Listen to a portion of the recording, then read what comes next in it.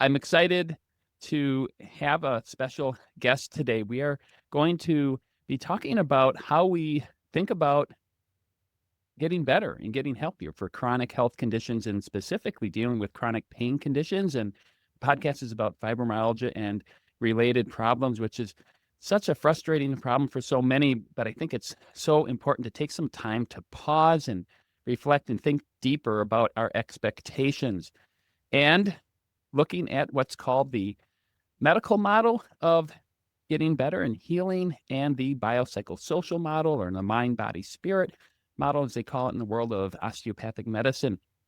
And to do that, I have a special guest. Her name is Dr. Heather Martarella. She is a doctor of psychology who has dedicated her professional career to help those who are struggling with chronic pain and related issues. Welcome to the show. Thanks for having me. I'm excited to be here. I gave a quick introduction, but do you mind just sharing a little bit more about your professional and education career and where you are and what you're currently practicing, and then also share something about what you like to do when you're not thinking about pain? I was a generalist, a clinical psychologist, and I had an injury accident in 2012 that taught me what chronic pain really was about. And in that learning process, I went to get additional trainings. I wanted to better understand how to deal with my own chronic pain. I had been treating people with chronic pain in the early 2000s, but looking back on it, I think without having had that own lived experience, I didn't get all the layers of it, right? In the same ways that I could have, and maybe didn't address it as holistically with some of my patients as I could have. So I switched my career around over the next 2 years. I got out of academia and went into just working with people with chronic pain. And in the course of the next couple of years, working with people with chronic pain, I really learned how strong that bidirectional relationship is between pain and sleep. So those are the two areas I focus on now. And anything you get what do you like to do in your free time for fun? Oh, hiking is the first thing that comes to mind. But if you put me next to a beach, you get to walk along the beach, thrilled. So keeping Being out in active, nature. and you get a chance to be in California where there's some pretty nice weather year round. So hopefully you can do that all year round. A lot of times, like I talked about in the introduction, we have expectations when we go and see a doctor or try to get help with a medical professional to deal with pain. Can you talk about what's known as the medical model approach to dealing with a general health conditions and then specifically with pain? And Got it. So generally, when we're going to a medical doctor, we are looking for a diagnosis. We want very clear understanding about why we're experiencing our pain. So people are looking for diagnostic testing. They want evidence about what's going on in their body and why they're experiencing pain. This may be followed up with treatments that include pain medications or muscle relaxants or antidepressants that are related maybe more to the treatment of nerve pain, things of that nature. Often will include injections or sometimes surgical treatments. Those are kind of the toolbox of those medical profession. And that works for a lot of things. A lot of acute concerns can be managed through the medical model well. But once something's become chronic, or pain has become chronic specifically, then a biopsychosocial approach is going to be more of a holistic, what's going on in all aspects of this person's life that's contributing to their pain or that is being impacted by their pain is going to be an approach that's going to work better for those who have these chronic conditions. so when somebody is coming in with an acute or a pain, there is that looking for a holy grail of a problem. What is the specific cause? And that's kind of the expectation in a lot of the medical world. Somebody can discover that they have a brain tumor if they have a headache, or they may have an appendicitis. Their chest pain may be because they're having a heart attack. There is a broken bone, that there is a clear herniated disc that is bulging, and there's a clear pain that's radicular and causing that. But as you said, it starts to transition to longer and more diffuse pain. That's where the tricky part happens. And I think the medical model works well often for Yes. those types of illnesses. And I think still most pain clinics are operating under that medical model. When I say often, that's a procedure-based, as if we see a problem. And how can that cause confusion for the patient who may have already been through that, through some of these clinics where they've been diagnosed and treated under purely a medical model?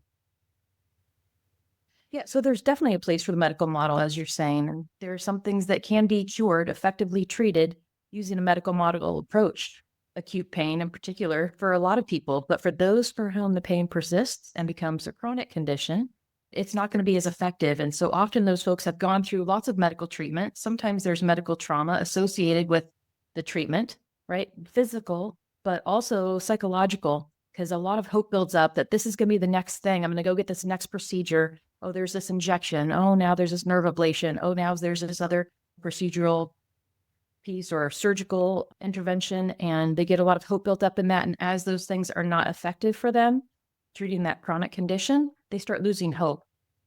And so that can lead to a lot more emotional distress related to this.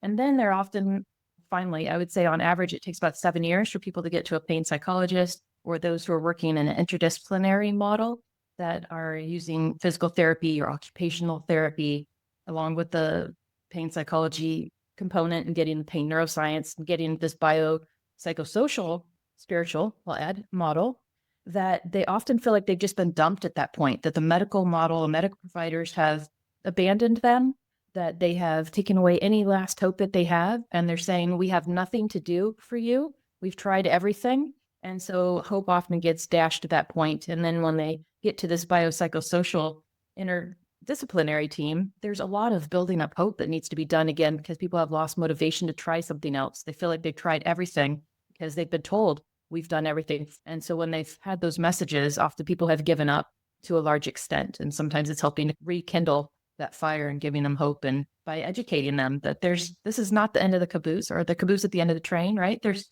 so much more that can be done here.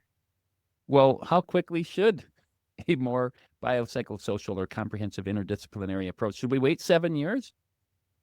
So there's a new company that is providing me with referrals. And one of the fabulous things about this, it's in the workers' compensation system, is they've been getting people to me 3 to 6 months after injury. And we can see so much more rapid recovery for a lot of those folks, right? Because the medical trauma has not been there so long trying to do these things. That's not to say that we haven't had pretty rapid success with folks who have had pain that's persisted for in the 20s, right? I had a patient who's 26 years worth of pain. And in the course of a 6-week program, they saw a rapid quality of life improvement. So I don't want to have folks give up hope. Oh, it's been 7 years plus. I'm finally getting this treatment. It's going to take forever for me to get out of it.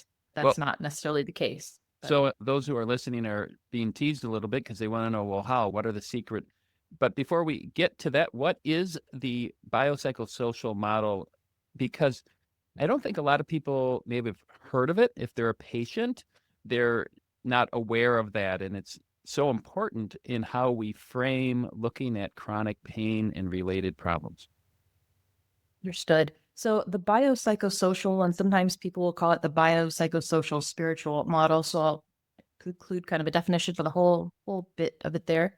We're taking into account our biological bases. We're looking at how things are happening physiologically in the body, what's going on physically, right? We're looking at the psychological impact, whether it is how our psychology is impacting our pain, or our pain is impacting our psychology. It's actually one and the same, but you can also see it as a bidirectional model. And then there's the social impact. Often people can relate to, I've become more isolated, or I'm missing out on social activities or social connections that used to be a more important part of their life. So we look at those pieces as well. And then for a lot of folks, their religious faith or their spiritual beliefs play a big role in their overall quality of life and functioning as well. So use the biopsychosocial spiritual approach. It's really encompassing more areas in which people are operating in their lives and that impact their pain experience. Yeah. And when you look at your approach, if you have somebody that is seeing you after, unfortunately, maybe I'm guessing probably the vast majority have many years, they haven't, except for some of these newer connections with approaches, getting to you within months instead of waiting. what is your kind of initial approach? And hopefully if somebody's in a clinic or multidisciplinary approach or a patient who's working with a pain psychologist, what can they expect in the beginning as far as their meetings with somebody like yourself? And how does that progress over time? Great question. Often because hope has been dashed, I am looking for what are the ways that their pain has impacted their quality of life and their functioning. So, what is it that they're not able to do now that they used to be able to do that is making them feel like maybe life isn't worth living so much? There's a high suicide risk with this population. So, it's really about building up hope. We need to find out what it is that pain has taken from them, what's been impacted, and then starting to provide some education about neuroplasticity and ways in which our nervous system changes with pain that's become chronic, and then providing some hope in that education process about how we can start changing how the nervous system is reacting, right? So once they start understanding what's going on in their nervous system and learn a bit maybe about central sensitization, we start teaching them about how they can have an impact on this instead of it being something that feels like it's completely outside of their control. Teach people how they can gain some control over this. So I'm not sure if you're familiar with I'm pretty confident you are, the locus of control, and how, particularly in like a medical model, going back to that just briefly, is that there's often this external locus of control. It's the medical doctor, it's the experts who are going to be helping me through this. And we start switching that around and saying, let's look at building an internal locus of control. What's within your control? What are some behavioral changes you can make? What are some thinking patterns that might be keeping you stuck in this, right? So I'm gonna say the fight, flight, freeze response, right? Where the gas pedal is stuck on, that we're just stuck in that, not being able to get to that relaxation response where our body can really allow us to start doing more.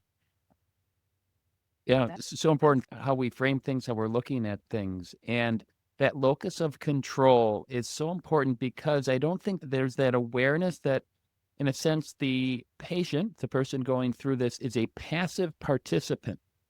And actually, that's fun as a doctor. That's easy. Somebody's got a strep throat. We give them antibiotics. All you have to do is swallow the pill, and you're going to get better. Trust that the surgeon's going to take out your inflamed appendix. All of those are so much what we're traditionally used to. And actually, a lot of doctors, I think, gravitate towards rescuing and healing a patient. That's very satisfactory when you're a surgeon. But unfortunately, even if whether it's neurosurgery, and I think most neurosurgeons are very good at recognizing, if they say they don't want to do surgery on you, that's a good thing. They don't want Exactly. the surgeons that say that have the utmost respect because they get paid a lot more money to do surgery than they do to Most say don't definitely. do surgery. So if they're causing that, but hopefully as the ones that are doing a good job are trying to thrill that they're not trained or have the time to spend like you do, and hopefully other doctors out there to work in that comprehensive role. And that's not just with chronic pain, but that's things with any chronic medical condition, like managing somebody's diabetes, managing a healthy weight. All of those are things, but in a sense, education, I'm guessing, so first I'm hearing that you are listening, right? Get their story, validating that you actually care. Many people may not realize that by the time they're seeing that third spine surgeon after the 2 failed back surgeries and the 4 epidurals that may or may not have helped, maybe they've been on opioids. But by then, they're a shell of what they used to be, aren't they? Often you may not know that this person used to run track in college or played lacrosse or was in a high level sport, and now they're 70 pounds heavier. Their activity is a fraction of what they used to be, and they are often hopeless. So you're at least validating and listening and knowing that story. But I'm guessing a lot of providers up to that point didn't even know what their life was like before. Well, they often don't have time, right? So giving the medical provider some grace here is that they often don't have the time, like you said, that I will have to hear someone's story. And often people feel like they haven't been seen for who they are. And with pain, as you were mentioning, someone used to identify a certain way, right? Maybe I was a firefighter, a police officer, or I was a marathon runner, or all the different parts of who we are. And so many of those things have changed. So often it feels like identity has taken a hit. But even bigger than that, for some people, is that no one believes me that I'm still in pain, right? That there's this questioning. So I think it is about listening first, finding out people's story and validating their experience for sure, but also letting them know I believe them, that they are experiencing pain, that it is impacting their lives. It is impacting for a lot of people their sense of identity. And then again, building that hope, right? That there's a way of getting some of these things back, and often many of these things back in their life. And I think Another for really those, important thing. I think those who are listening, I encourage, if you have a chance, and write down your story for your doctor ahead of time, writing that out. If they're interested, you took the time and just share all of these things that you've been through, what your life was like before, during, after the impact.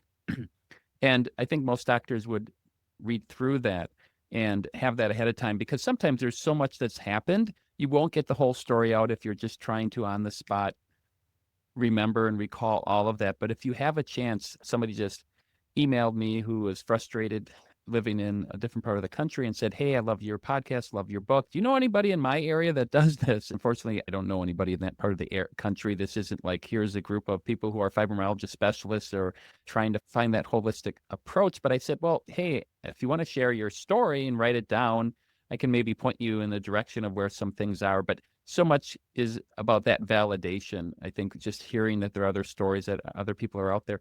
Then you get into the education part, right? I do. I get into the education piece of it. Yeah. You're mentioning so many things that are so important, and they really can expand into larger conversations on their own, right? Yes, I do get into the education piece of it.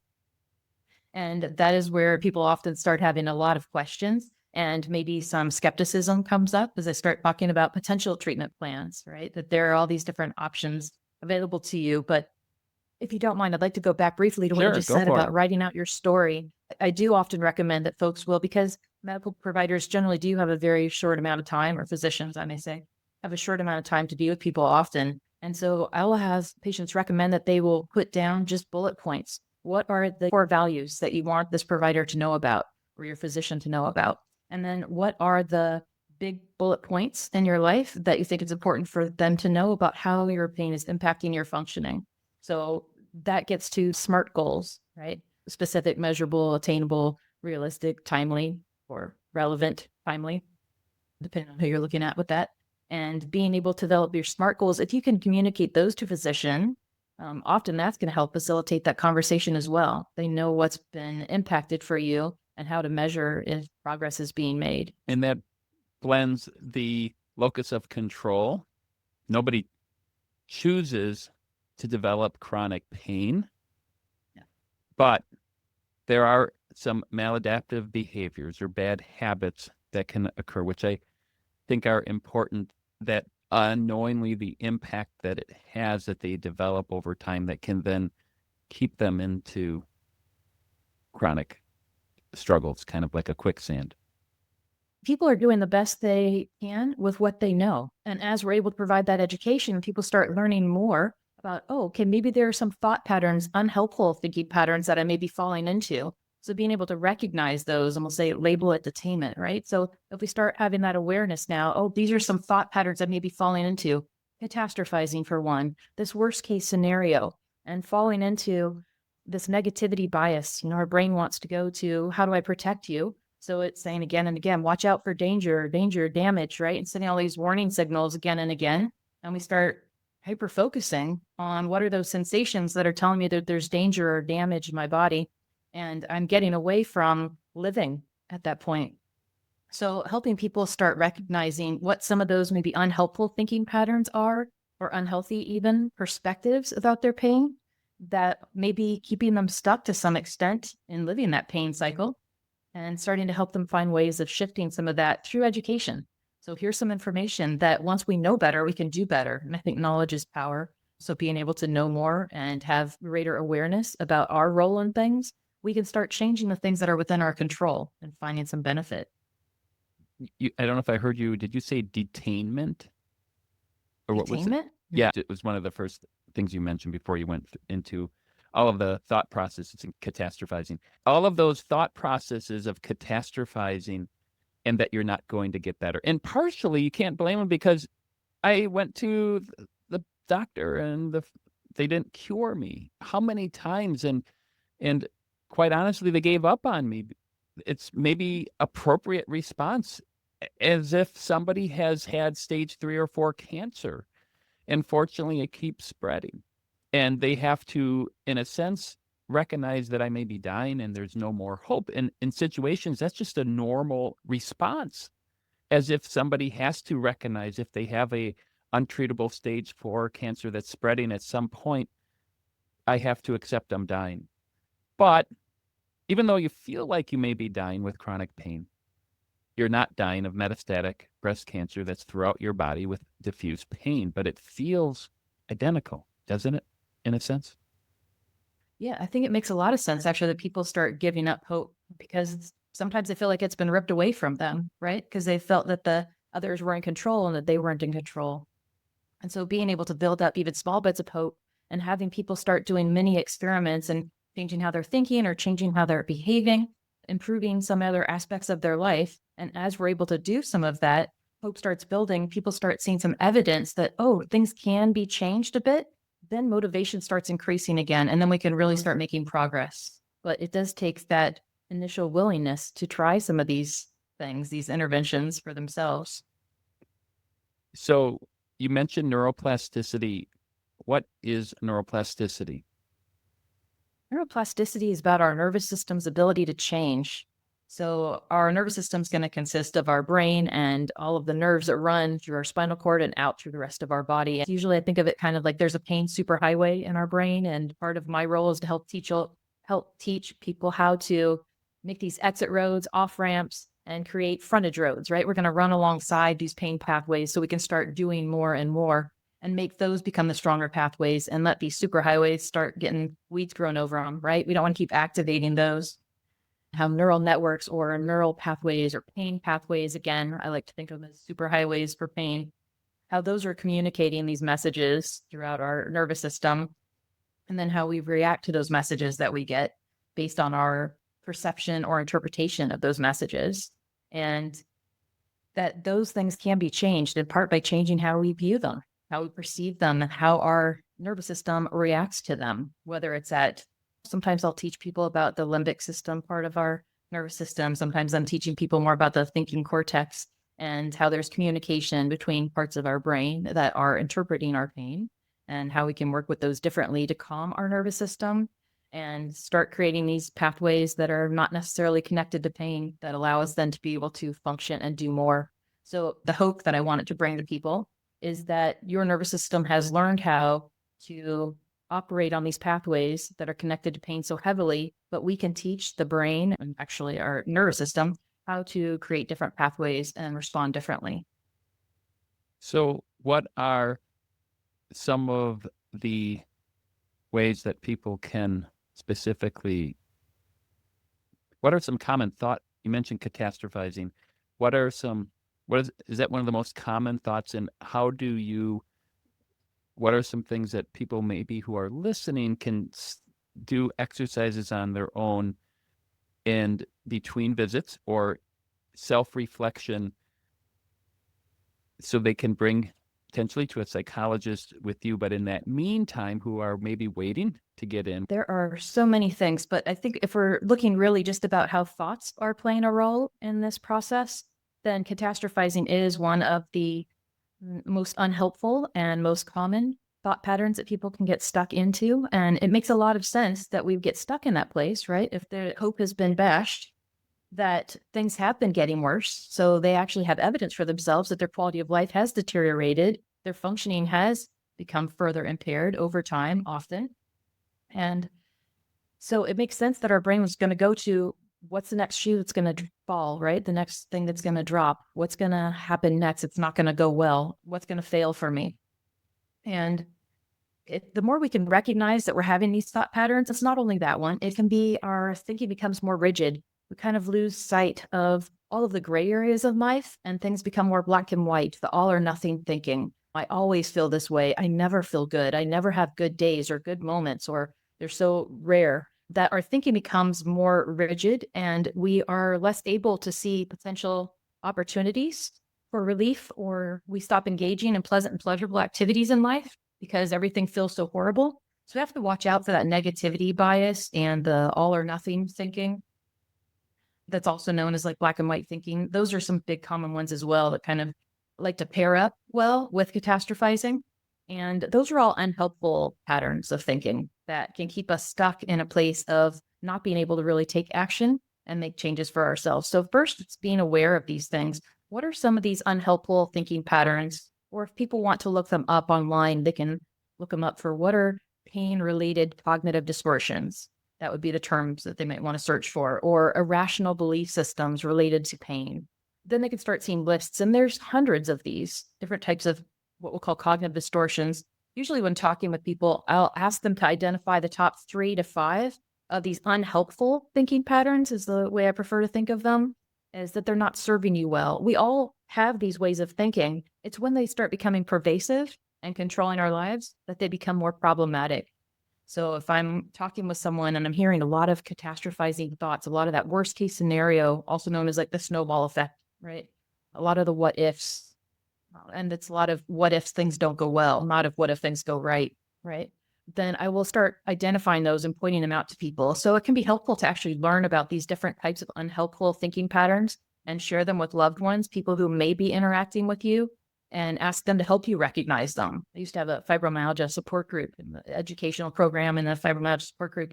And I would ask people to lovingly, right, with compassion, help point out to others, I think you're falling into some stinking thinking there, right? Or there's maybe that might be some catastrophizing, right? Or are you getting stuck in the shoulda, woulda, couldas? And so talking with others as you educate yourself about this, if there's someone that you're confiding in, it doesn't even have to be a pain-trained psychotherapist. Maybe you're just meeting with someone else who's trying to be helpful. And if you're able to tell them about some of these thinking patterns you're recognizing for yourself, if they can help point them out to you, you can see the frequency with which they're happening. And being able to just be aware of them makes it less likely you're going to keep falling into them, because now you have control over, oh, this is where my brain keeps going, right? And it's trying to protect me. It's not necessarily there to punish you. It's trying to provide some protection. But we want to educate ourselves on these are actually not helpful. We want to start finding what are the things that are going to be helpful and moving me forward so I can be functional more fully again. So Zenifying it is first. so many good thoughts and this bidirectional aspect of things that come to my mind, because pointing out things from a loving friend or family member, partner, spouse, etc., can sometimes, just like your explanation, like, well, we talked in the beginning, by the time they see somebody like you, it's well, pretty much you're a hypochondriac. Go talk to the psychologist. And or it can be perceived as gaslighting by a loving member who is basically saying, oh, you're just so sensitive. Oh my goodness. Or some version of those, which then can be perceived as being gaslit because nobody's validating. So this is a really delicate discussion. And I think that many people may have been to providers who may have tried to frame it the way you are, but may have come across that they weren't being listened to. I know that you do, because you get to hear their whole story and recognize that they are struggling and they don't want to be this way and they aren't purposely willing it. That's why I said earlier, nobody's intentionally wanting this, but these wet concrete that becomes hardened into these thought patterns that is reinforced by failing. Can you speak to that from your experience? And I'm guessing that's a similar challenge that you're having to delicately wade into. Certainly, yes. Often when people come in to meet with a pain psychologist, what I hear is, I don't want to see you. I don't take it personally, but I don't want to see you. My doctor thinks it's all in my brain. And so they've given up on me. And so now they're sending me to you because they think I'm crazy. I said, okay, well, hopefully that's not their thinking pattern. Generally, the medical providers who do refer to me are aware of the biopsychosocial and spiritual model, and they know that there's a lot that can be done for you. So they're actually trying to get you to the right path, right? They want you in this interdisciplinary type of approach, that they're saying the medical model is no longer what's going to serve you best. Instead, the biopsychosocial model is going to serve you best. I think sometimes there's medical gaslighting as well, not just from our loved ones. So that can have taken place as well. And people feel like others have given up on them, or like you were saying, that they're being invalidated in their experience. And I think it can be very validating to talk with others who have chronic pain conditions, whether it's fibromyalgia or another pain condition that is about their nervous system being sensitized, so that they can all start validating each other in those ways. You're not alone in this. There are so many people in around the world, but I'm going to talk about the US that are dealing with chronic pain on a regular basis. And because pain is invisible, it's silent, and we often don't know that other people are experiencing these things. So being able to talk with people who can relate can be very validating. We want to watch out that it's not about commiserating, though, right? That it's really about feeling validated and okay, now what are the actions I can take? So I don't want to settle into a place of this is as good as it's going to get and I'm just accepting it. Often people will think when they come to a pain psychologist, I'm just going to accept, or you're wanting me to accept that I'm just going to be stuck like this forever. And I said, no, the opposite. I want to help you learn how to advocate for yourself in the medical model, but also for yourself in your life, how to motivate yourself to not give up hope. And yes, accepting that this is where things are in this moment and things can change, right? So Yeah. how do we make things change now? So again, I come back to that building of hope and having people starting to find evidence for themselves that things can be different. That's why I've tried to share on the podcast stories of people who've gotten better. As I say, I try to blend the best of medical and lifestyle medicine, which is about combining the biopsychosocial and so many aspects and trying to find the healthiest ways, in a sense, trying to coach. The podcast was started because I don't have enough time to explain the complexities of how to manage and having people like yourself on this to have this evergreen conversation that we're having, to listen and saying, okay, so this is a real thing. There's a role for this. I have to be then an advocate for myself. And when they come in to you, if they've already listened to this episode and they've done a lot of the pre-work, they've already hopefully come in with, wow, I've learned in the 3 months waiting to get in that I've actually gotten 27% better based on my fibromyalgia impact score or something like that by just having that awareness and looking at things differently, and then having somebody like you to build on that and make it easier, right? So you wouldn't have to see them for as long because you can get them back on track, because there, unfortunately, as you say, so many people are affected by this that unfortunately not enough psychologists, let alone trained in pain, are able to handle everybody that could really benefit from care. And I also like the idea of not commiserating, because sometimes you can have, going back, the learned helplessness, which I go back to college, that idea that I just learned that I'm helpless, right? Significant experiences of depression, and often people with chronic pain are developing anxiety. All of the what if, what's to come, the worst case scenario, that's that catastrophizing is the future focus. This is just going to get worse and worse. And then we have depression that is past focus. Look at all these losses, right? I'm still grieving my past life. So there can be a lot of that, and helping people be in the present moment, that this is where things are in the present moment, but we don't have to predict the worst case scenario coming forward, right? We can make the present moment as best we can, given the resources around us. I did want to come back. May I just for a moment? I like, come back to whatever thoughts you have. Like I said, I have all these thoughts that come in my mind, and I'm like, wow, that's so important. And your brain is resonating with how I look at things so much too, and so important. Perfect. Thanks. I like this because I keep seeing like a nodding along, like we're on the same kind of with it, right? The same understanding. Yeah. You mentioned earlier about how sometimes loved ones, maybe with the best intentions, are engaging in some gaslighting potentially. And I think that there's such a big thing about how loved ones interact with us, or how we isolate ourselves away from loved ones who are doing their best to support us, but often feel helpless themselves to help their loved one. And so for them, it could be some of that giving up as well, some learned helplessness. I'm not going to be able to help you. Or they'll say, why aren't the doctors fixing you? Right. And that feels like more pressure and burden now on the person who's already suffering with their pain experience. And so that can really kind of build things up, even though the intentions of our loved ones are, I think I want to give them the benefit of the doubt too, right? That they're doing their best, but they feel helpless. And so they can also feel at a loss, and sometimes start pulling away from or pushing away from those who are suffering. So sometimes it's about having assertive communication. And you mentioned being able to be a self-advocate. So often it is about helping people learn how to communicate with loved ones, with their providers, in ways that they feel empowered. So they don't feel like the victim anymore, and they could start taking more control in their lives. Yeah, and I think often it's small levels of control when you're looking at activity, movement, good food Mhm. choices, Sleep. recognizing the tolerance, sleep, all of those. And unfortunately, if you're, as we know, there are genetic vulnerabilities that make people more susceptible to develop chronic pain. Sometimes there's a history of hopelessness because a lot of people are not even wanting to say they have fibromyalgia at age 33 because they look at their mom who was disabled and they think of it as a completely disabled, and I'm not, but you're showing some early signs of it.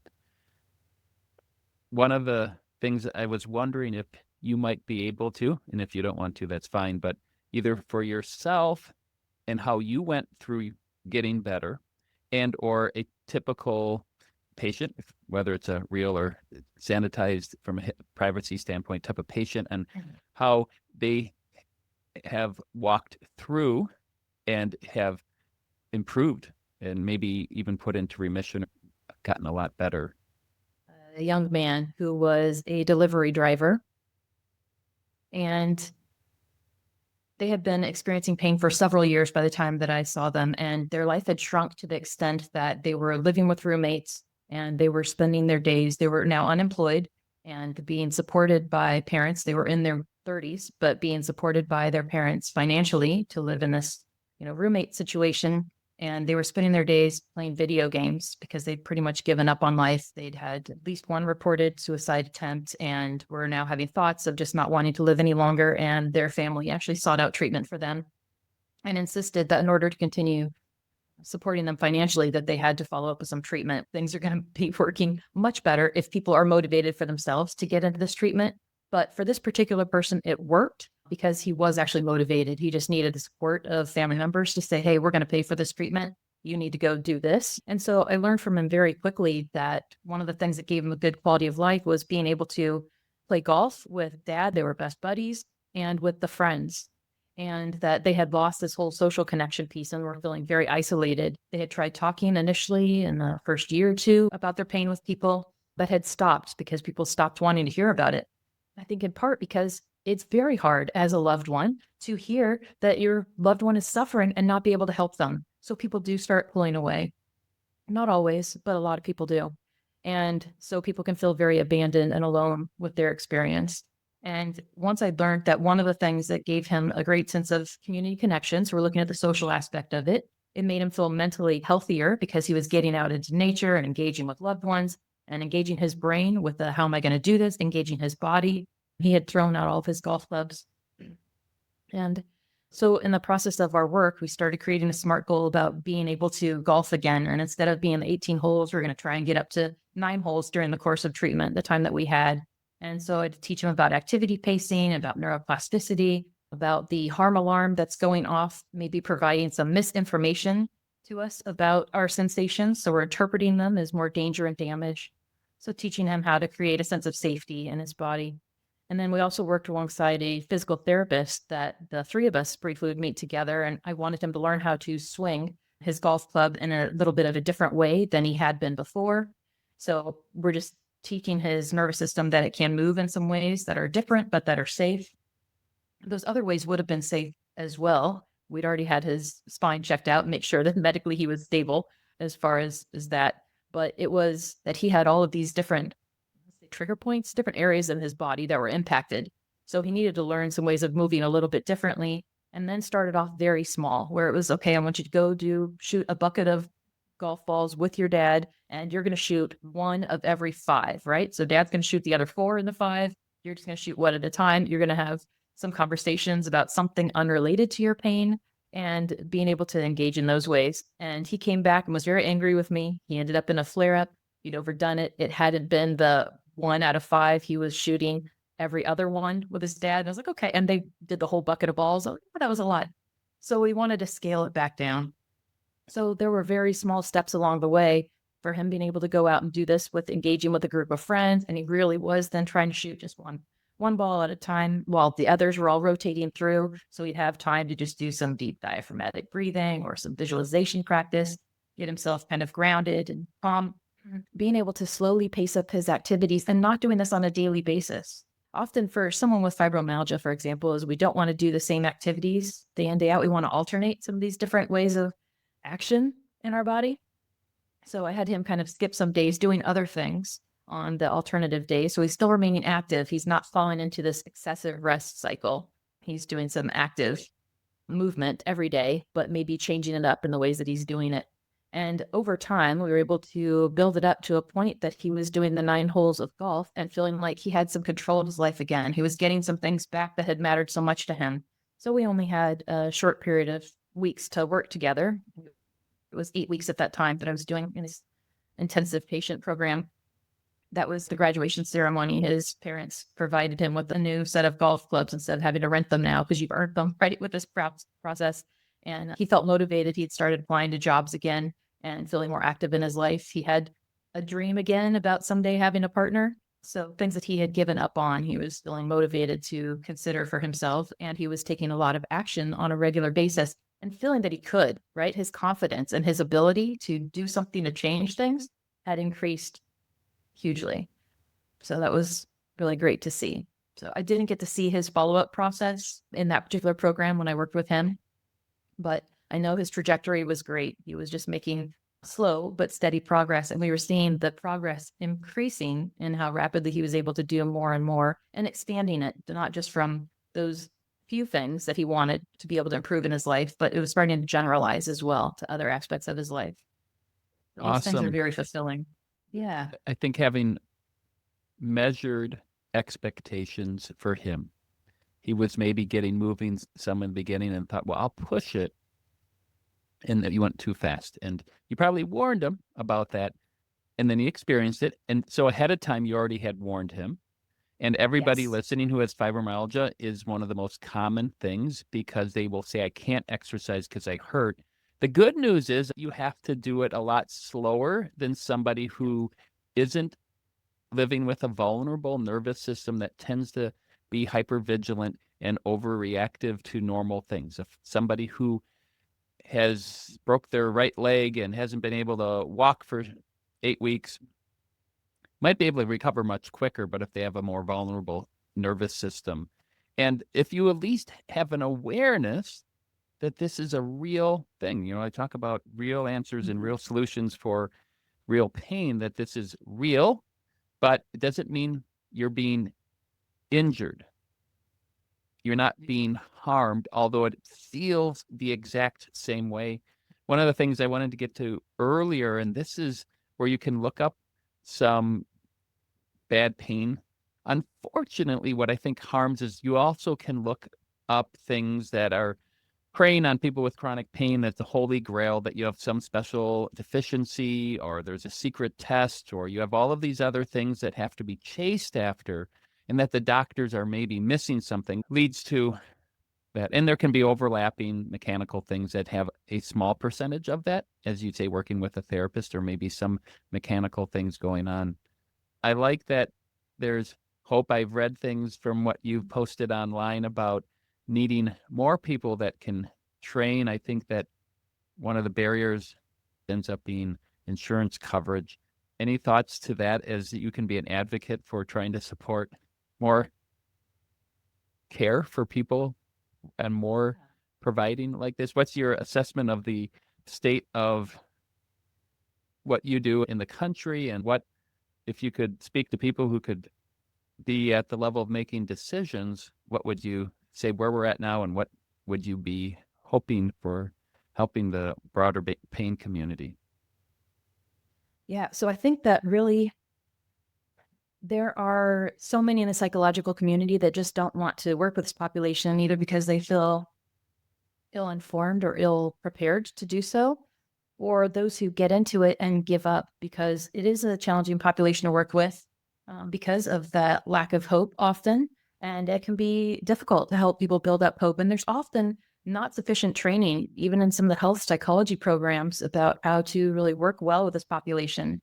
And because there is often a higher risk of suicidal thoughts or sometimes suicidality itself, a lot of people want to steer away from it. And because the work is very heavy, and so many people with chronic pain have extensive trauma histories, adverse childhood experiences, things that are still weighing on them, that it can feel traumatizing even for the providers when you are hearing someone's story.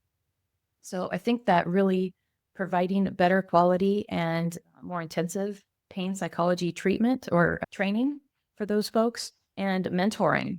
So if you're able to find those who have an interest in working with chronic pain, it's often people who've experienced it themselves and have some other forms of health psychology training programs and are interested in being mentored and learning about pain neuroscience education and effective tools for working with those with chronic pain. That's fabulous. I know that there are a lot of physical therapists who have been trained in dealing with acute pain, but increasingly there are those who are willing to learn more about how to work with chronic pain. And that's another avenue, another profession that we can really engage with more effectively, I think, particularly an interdisciplinary model. So there's that. I think that also providing support for those who are going through it. So including I'm talking about actually pain psychologists themselves, that because you are often exposed to a lot of trauma that may be triggering of your own, that being able to have a cohort, kind of a consultation group for those who are doing pain psychology can be helpful.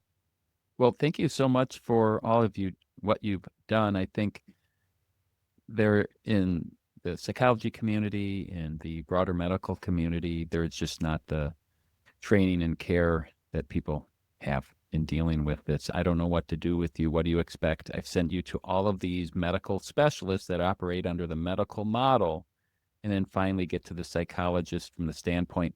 I think the problem is that I think one message that I'm hoping that people can hear is that there's a lot more damage when you start to chase with the medical model mindset after this, because the medical community is good at treating those things, and that's what they like to treat. So they'll try, even if it's maybe realistically only 10% of the real cause, that bulging disc or that herniated disc, that they ask about the fact that that's at the L4, it's a bulge. You have pain in your neck, back, shoulder, stomach, you have IBS, migraines. Is that likely the cause of that? But the system rewards doing procedures much more. And in the end, it just leads to frustration. And I think we both would feel that, and many primary care doctors out there now have seen that with so many patients, but they're left uncertain. And that's where I thought hopefully the podcast and book and having more conversation can at least point people to start considering reframing, looking at things differently. And if there are some comorbid conditions that are affecting chronic pain that exist in the psychiatric and neurologic aspect, and understanding how those are all playing a role, I think that would be so important and needed. That's part of the purpose of just trying to continue this podcast, is to help. And it's so nice to have people like yourself, knowing there's people across the country trying to help, and hopefully we'll get the needed help that they need. Any other thoughts that you have? Yeah, I think just that piece that you had about what would I like to see different, basically. And I think that in going to a lot of pain conferences, they are still so heavily focused on the medical model, it can be discouraging that the biopsychosocial model is, or the even that title, right? Oh, we're going to use a biopsychosocial approach, and you actually get into it and find it's actually a medical model with just that label over it. Being able to have a lot of these conferences and insurance coverage actually covering some of these services, I think will serve our patients and population a lot better. Yeah. Thanks again for listening. Thanks again for having this conversation with us. And maybe we'll have another talk again sometime. I know that you have a lot of interest in sleep and helping people sleep well, but there's nothing really quick. And maybe we'll have another conversation. I did some episodes in the fall about sleep and sleep hygiene, but that's an important part of that. Thanks again, and thanks for all the work that you do. Certainly.